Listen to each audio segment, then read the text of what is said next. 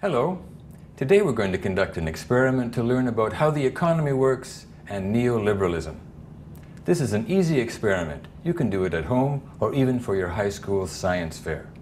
This is all you need. Some wood for a frame, a bit of string, some plastic tubing, a balloon filled with water, a net, I made mine out of an onion bag, and a bicycle pump. That's all you need. But first, let's take a short aptitude test, just to make sure we're clear on the basic concepts. Okay, first we'll just do a warm-up. Which of the following words doesn't fit? Bunny, puppy, kitty, gerbil, or alligator? Time's up. Yes, you're right, alligator. All the rest of these words are cuddly pets, but alligators are not cuddly pets. Now for a harder one. Race, sex, sexual orientation, class, or disability? Time's up. That's right, class. Class is the one that's different. This triangle represents society.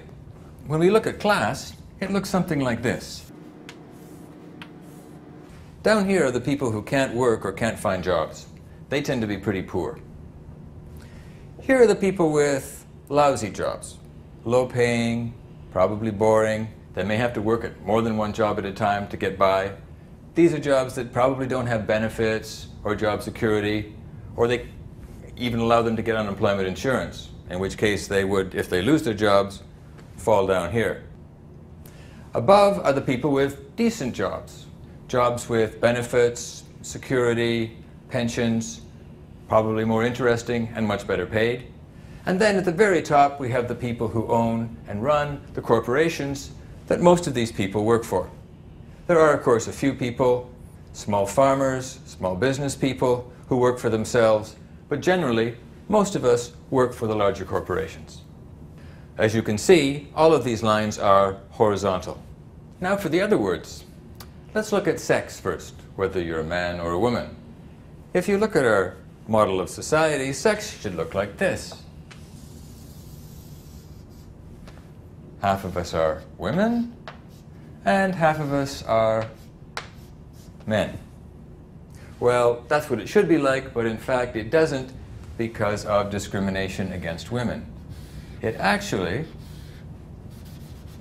looks more like this. Fewer women own those corporations or control them, and more women are in poverty, whereas men tend to dominate at the top. Okay, what about race? Race has to do with the color of your skin, your physical characteristics, even though sometimes the language you speak or where you come from or even your religion can get all mixed up in that. What does race look like in society? Well, it should look like this. All the different racial groups are found both at the bottom and the top of our social hierarchy. You see, just like in sex, the lines are mostly vertical. But unfortunately, just like in sex, it doesn't quite look this way. In fact, it's more like this. Some groups are mostly at the bottom. Other groups do a little better. Dominant group controls most of the top, and maybe another group is not quite as much at the top. This has to do with the way racism works in our society. Once again, though, the lines are still vertical. So let's look at sexual orientation.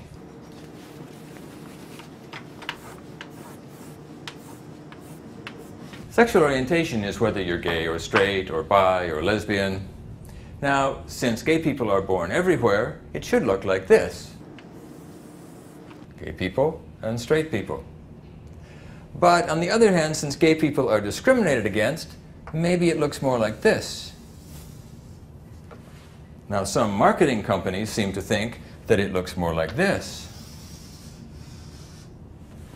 Anyway, since gay people aren't really counted in the census, we don't know. So, in deference to queer theory, let's just leave this messy. Anyway, the lines are mostly vertical. And finally, what about disability? People with disabilities are people who have trouble doing things that other people don't, like climbing up stairs, or seeing traffic lights, or hearing a conversation, or learning something really quickly. People with disabilities face a lot of discrimination. So when you look at society, people with disabilities tend to look like this. A lot more disabled people have no jobs at all, or work in pretty low-paying jobs. But still, you can see the line is vertical. Now, that leads us to the other difference between class and those other words. Because if we wanted to change the differences between people in terms of race or disability or sexual orientation, the way that they're treated, then what we have to do is fight discrimination. But if we want to change class differences, then what we have to do is change the shape of society so that some people are not a lot wealthier than others. With a shape like this, the differences between the top and the bottom are not nearly so great. So now we're ready for our experiment in neoliberalism. So, this is our society about 1970. You can see that it's a bit more rounded than our triangle, but it's still a triangle shape. These lines represent those different classes. The people at the top who own everything, the decent jobs, the lousy jobs, and the no jobs at all. And on the side, these lines represent members of those minority groups or discriminated groups that don't quite make it to the top and are found more at the bottom. One of the reasons that our shape here is so much more round is that it's held up by this net, the social safety net. The social safety net is made up of things like welfare and unemployment insurance and pensions, but it also includes things like public health care, public libraries, public parks, public transit, all those things that make it easier for people to live their lives without paying a fortune. The social safety net, as you can see, is supported by the state, and it's held up by, or paid for by, people's taxes. Taxes which come more or less from people who are a bit more wealthy in society. So what the state is doing is redistributing wealth from the more affluent members to the poorer members to make sure nobody falls below the poverty line. Since the social safety net keeps the bottom up, it keeps more people in the middle, and it gives us a structure that is generally pretty resilient. So that brings us to neoliberalism. Now, neoliberalism doesn't have anything to do with being liberal, tolerant, friendly to your neighbors, getting more sex, anything like that. Neoliberalism is an economic philosophy. It basically says that government is way too big and it is interfering too much in the economy, and that we'd all be better off if government was smaller and just left things alone.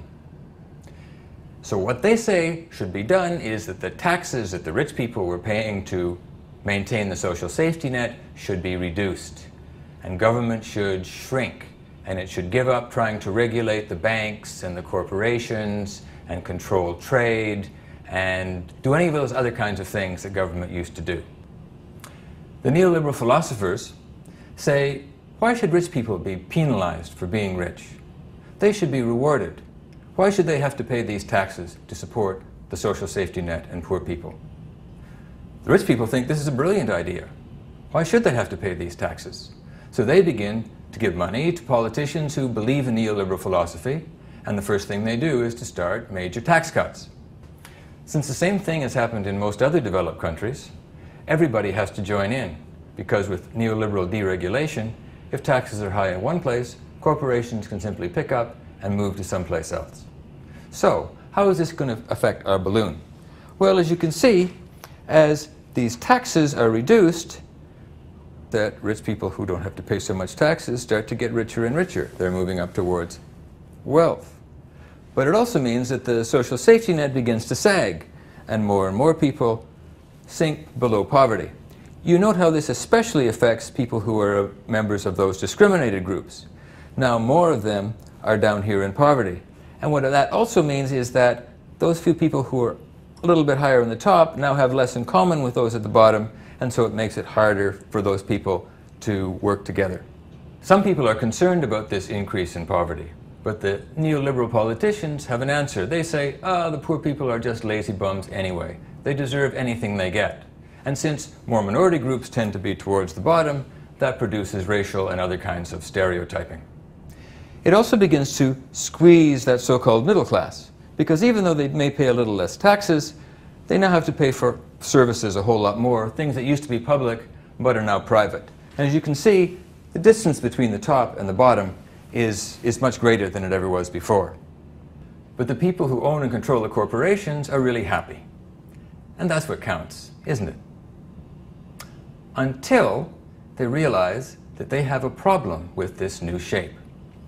Most people's incomes are stagnating or declining, and that means they can't buy as much stuff as they used to. For example, even if Bill Gates buys 1 million pairs of shoes, it doesn't make up for the 40 million people down here who can no longer afford a second pair.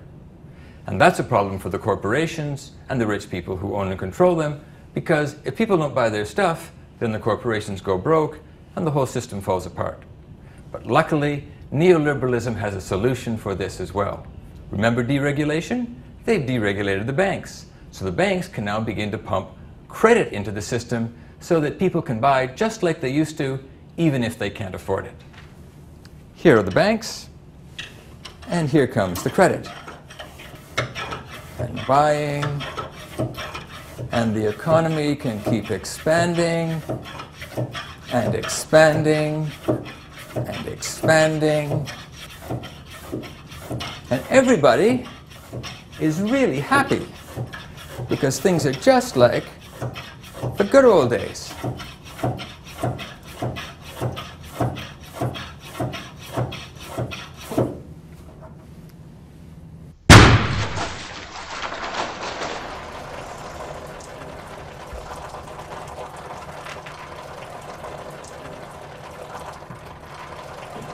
Well, that's the end of today's experiment in neoliberalism. I hope you've enjoyed it. Now the only thing we worry about is who's going to clean up this mess.